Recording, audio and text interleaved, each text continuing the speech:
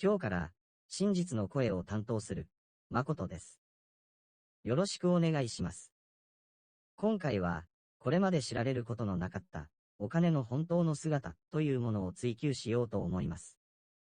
お金の本当の姿を知るためにどのようにして貨幣が生まれたのかを改めて見てみましょう。現在、紀元前670年頃に金属で作られたエレクトラム貨幣が鋳造硬貨の中で最も古いとされていますが、さらに古い記録では、紀元前2000年頃からメソポタミア文明で、銀が通貨として用いられたとされています。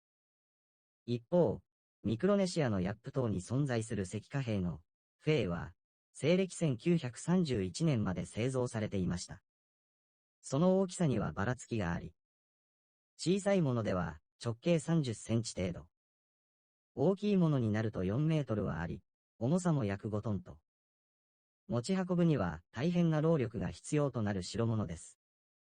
その貨幣で取引がされると、新たな名前が記録されることで所有者が変わっていく。そのように貨幣の役割を果たしていたのではないか。という見解が主流のようです。では、最も古い貨幣となるメソポタミアの銀がお金の本当の姿を表しているかというと、そう単純なものでもありません。なぜなら、金属を手に入れる知識と技術があった文明の財産だからです。疑問が頭に並んだ皆さんは、こう考えてみてください。原始的な小さい島の原住民が、自分たちの力で銀を手に入れて扱えるようになるまで、どれだけの年月がかかるでしょう。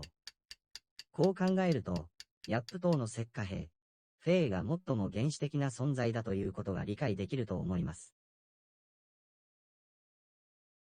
では、なぜそんなに大きくて重たい石貨幣を使う必要があったのでしょう。遠い昔、人類は生き残る可能性を高めるために、集団で生きる道を選びました。一番最初の集団が家族です。集団で生きる以上、それぞれに役割が生じます。水を確保する者たちを定めたり、集団で野山や海へ赴き狩猟したりと、工夫を重ねたことでしょう。ですが、必ず狩猟の好調不調はつきまといます。不調が続けば、一家一族の生存に関わってきます。物々交換しようにも、物がなければどうしようもありません。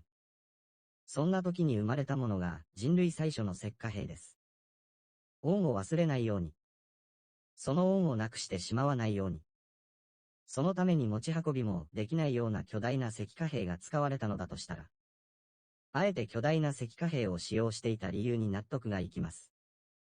本来お金が誕生した理由とは、感謝の気持ちの表れであり、言葉を変えるならば、恩を忘れないという心の表れなのです。残念なことに、現在お金の本質は、信用という言葉で片付けられてしまっています。お金の意味を物事の対価として捉えているのです。では、対価として捉えるとどのような現象が現れるのでしょうか。例えば、お店などに対して、こっちは金を払った客だ、と暴言を言う人がいます。お金の本当の姿が、感謝の表れだと知らない人の言葉です。もし、お金の意味が、感謝の気持ちの表れだということがわからないならば、こう考えてみてください。世界中のあらゆる店で、あなたからのお金はいりませんから、二度と来ないでくださいと言われたらどうしますか。それでもわからないという方はこう考えてみてください。水道を使うことも、ガス栓を使うことも、電気を使うこともせずに、3度の食料を自分で確保しながら、今自分が抱えている仕事や生活を維持していくことは可能ですか。それらを代わりにやってくれている誰かがいるから、今の自分の仕事や生活が可能だということがわかると思います。お金を支払うとは、本来、その誰かに対する感謝です。感謝の気持ちだと分かっていれば、こっちは金を払ってるんだ、などという言葉は出てきません。感謝が本質だと知っていれば、働く側も生き方として手を抜きません。しかしそれが、現代に至るまで、私たちがお金の本当の姿を歪めてきてしまった結果です。このまま、お金の本当の姿をねじ曲げ続けると、その歪みはいずれ弾けます。お金が崩壊するということは、お金がただの紙切れになってしまう可能性がある、ということです。疫病に人類が苦しむ今、飢饉、災害、人災による二次災害も踏まえて、その可能性も見えてきているのではないでしょうか。お金の本当の姿とは、感謝の表れ。この意味を知るならば、たくさんのお金を稼ぐ人とは、たくさんの人から感謝された人ということになります。言い換えれば、感謝されない人が、お金を得ようとするから、問題が生じ、事件が起こり、国家間の争いにまで発展してしまう。質問です。そのお金は、善良な市民の感謝から支払われたものですか？これからを生きる人も、これから生まれてくる人も、平和と幸せを望むなら間違えないでください。一番の問題は幼少期からの教育なのですから。